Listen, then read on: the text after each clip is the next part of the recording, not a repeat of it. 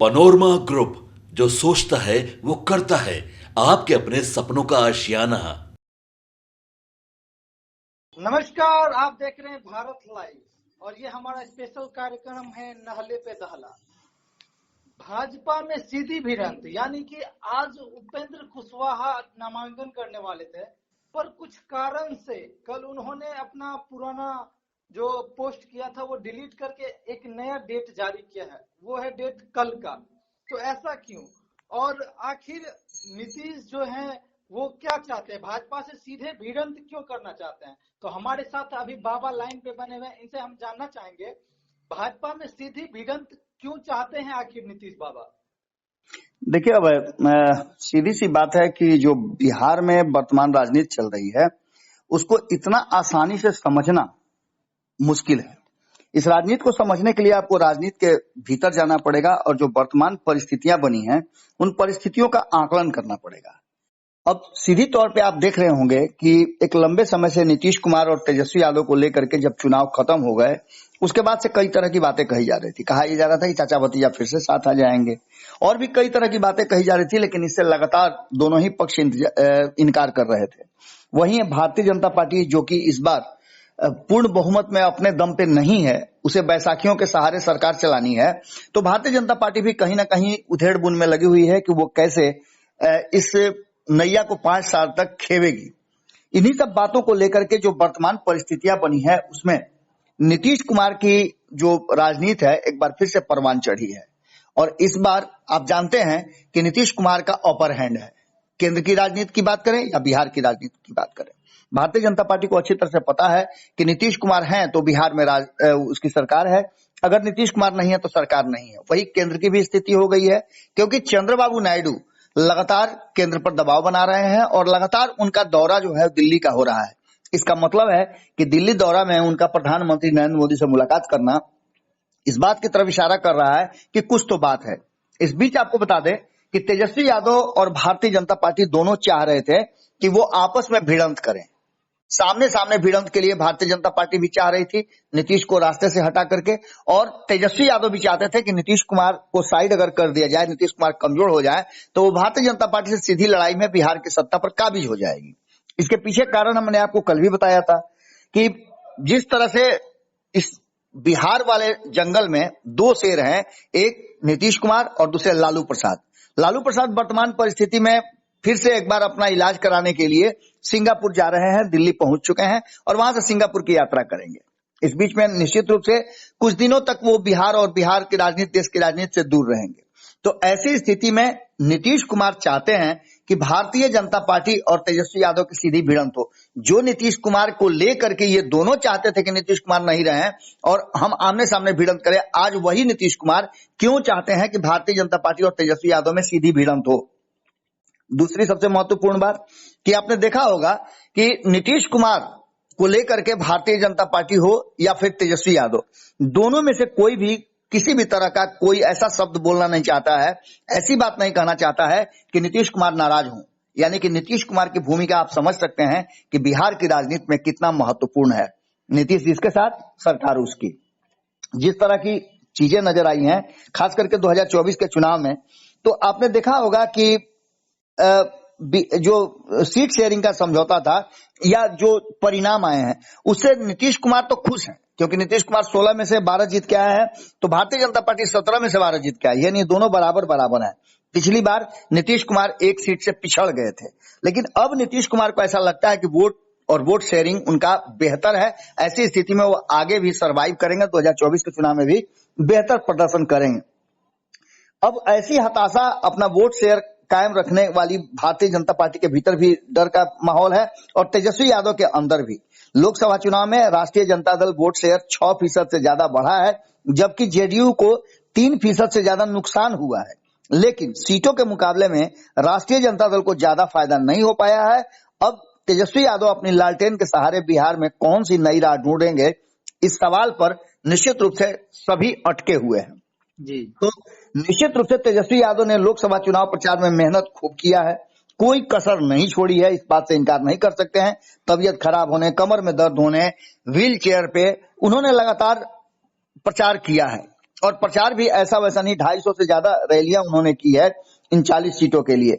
Bharatiya Janata party को हर जगह वो टक्कर देते रहे हैं और नीतीश कुमार को घेरने से बचते रहे हैं, ये भी सब कोई जानता है। बीजेपी को पूरे उत्तर भारत में जैसी चोट लगी है उसे बिहार में नहीं लग पाई और तेजस्वी यादव थोड़ा सा कमजोर हो गए हैं। इसके पीछे का कारण निश्चित रूप से नीतीश कुमार है। आरजेडी नेता की मजबूरी है कि नतीजे के बाद यदि कोई क्रेडिट लेता है तो इंडिया गठबंधन के नाम पर लेते हैं। और दूसरी तरफ सबसे महत्वपूर्ण बात है कि बिहार में भले ही परिणाम जो भी आया हो, लेकिन जब जब जरूरत पड़ती है तेजस्वी यादव को यह दिखाने की कि भारतीय जनता पार्टी कमजोर हुई है, तो वो सीधे अयोध्या की तरफ उंगली उठा के कहती है कि अयोध्या में भाजपा कैसे हार गई। यानी आप समझ सकते हैं कि ये किस तरह की बात है, अपनी नाकामी छुपाने के लिए वो सूप और चलनी वाली हाल है। कुल मिलाकर के यदि बात की जाए तो अपने वोट शेयर को लेकर के जहां एक तरफ भारतीय जनता पार्टी के भीतर भी डर का माहौल है, वहीं तेजस्वी यादव के भीतर भी हताशा जैसा माहौल है। और इसको लेकर के अब आगे कौन सी राजनीति करेंगे।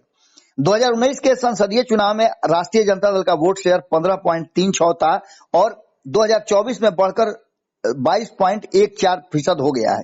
यानी कुल मिलाकर के 6.5% से ज्यादा वोट शेयर बढ़े हैं।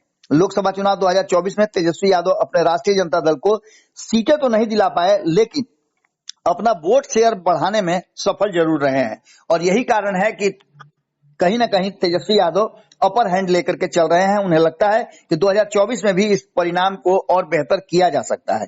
2019 से तुलना करें तो जो भी सीटें आरजेडी के हिस्से में आई है वो फायदा ही है, क्योंकि 2019 में आरजेडी शून्य पर थी। और ये बात हम चुनाव से पहले ही बता रहे थे कि क्या स्थितियां रहेगी। अगर एक भी सीट लेकर के आते हैं तो तेजस्वी यादव की जीत ही मानी जाएगी। तो 2020 और 2015 के विधानसभा चुनाव की बात करें अगर, तो आरजेडी के वोट शेयर पर नजर डालें, ऐसा फिलहाल नहीं, लेकिन वोट शेयर बढ़ा जरूर था। 2020 में राष्ट्रीय जनता दल का वोट शेयर 23.11% था, तो वहीं 2015 में के मुकाबले यह 4.79% ज्यादा था। लेकिन आप समझ सकते हैं कि सीटों का भी अंतर हुआ। 2015 में जहां सीट शेयरिंग के हिसाब से 100 सीट दोनों को मिले थे, जदयू और राष्ट्रीय जनता दल को, जिसमें 80 सीटें जीत करके आई थी राष्ट्रीय जनता दल और 71 सीट जीत करके आए थे नीतीश कुमार। इन सारी परिस्थितियों में आपने देखा होगा कि 2015 में क्या हुआ था। तो 2015 में 53 सीट पर आकर के ठहर गई थी भारतीय जनता पार्टी, तब नीतीश कुमार उसके साथ नहीं थे। इसके बाद परिस्थितियां बहुत बदली हैं। 2025 में बिहार विधानसभा चुनाव में भी अगर 2020 विधानसभा चुनाव और 2024 के लोकसभा चुनाव के पैटर्न की बात करें तो आरजेडी का वोट शेयर 4 से 6% तक बढ़ा है, लेकिन वोट शेयर की बढ़ोतरी सीटें मिलने की गारंटी नहीं है। अब ऐसी स्थिति में अगर हम तुलना करें तो आप देख सकते हैं कि उत्तर प्रदेश में क्या हुआ। उत्तर प्रदेश में अखिलेश यादव, जिसके बार बार देखिएगा उदाहरण के तौर पर देते हैं तेजस्वी यादव भी कि अयोध्या में क्या हुआ, वही तेजस्वी यादव यदि उत्तर प्रदेश की बात करें तो तेजस्वी यादव के बिहार में 40 में से 23 लोकसभा सीटों पर आरजेडी उम्मीदवार उतारे थे, जबकि कांग्रेस के हिस्से में 9 सीटें आई थी और राष्ट्रीय जनता दल महज 4 सीट, जबकि कांग्रेस 3 सीटें जीतने में सफल रही। स्ट्राइक रेट के हिसाब से देखें तो बिहार में कांग्रेस का प्रदर्शन आरजेडी से बेहतर रहा है। यानी कि यहां भी कहीं ना कहीं ये लगता है कि नीतीश कुमार अगर रास्ते में नहीं है तो एमवाई समीकरण के सहारे और कांग्रेस के इस बढ़े हुए जनाधार और वाम दलों के वोट बैंक के सहारे वो भारतीय जनता पार्टी को टक्कर दे सकती है। और नीतीश कुमार भी अगर इस दोनों की टक्कर में जो भी सामने नजदीक आएगा उसमें फायदा ही अपना खोज रहे हैं। इसी तरह से आप उत्तर प्रदेश की बात करें तो 62 सीटें अपने पास रखे थे अखिलेश और कांग्रेस के हिस्से में 17 सीटें छोड़ी थी। यूपी में भारतीय जनता पार्टी के सपनों पर पानी फेरने में समाजवादी पार्टी कामयाब रही और 37 सीटें झटकने में भी वहीं कांग्रेस को 6 सीटें हासिल हुई। यानी कि अगर देखा जाए तो जहां तेजस्वी यादव की स्थिति बिहार में थोड़ी कमजोर नजर आ रही है, वहीं उत्तर प्रदेश में अखिलेश यादव की स्थिति अच्छी नजर आ रही है। यानी कि कांग्रेस को अगर देखा जाए तो कांग्रेस बिहार में बेहतर कर रही है और तेजस्वी यादव बिहार में अच्छा नहीं कर रहे हैं। यानी इंडिया गठबंधन की अगर बात करें तो वहां तेजस्वी यादव का कमजोर होना नीतीश कुमार के मजबूत होने का एक तरह से समझिए तो गारंटी हो रही है। और यही कारण है कि एक बार नीतीश कुमार चाहते हैं कि तेजस्वी यादव और भारतीय जनता पार्टी में सीधी भिड़ंत हो और वो किनारे बैठ करके इसका मजा लें। इससे पहले आपने देखा होगा कि वो नीतीश कुमार के कंधे पर ही, चाहे वो एनडीए में रहे हों या इंडिया गठबंधन या महागठबंधन में, दोनों ही परिस्थितियों में कंधे पर भार जो है वो नीतीश कुमार के ही रहा है। 2015 में भी देखा आपने, 2020 में भी देखा, 2010 में भी देखा, और 2024 के चुनाव में भी नीतीश कुमार के आने से ही भारतीय जनता पार्टी की बेहतर स्थिति हुई है।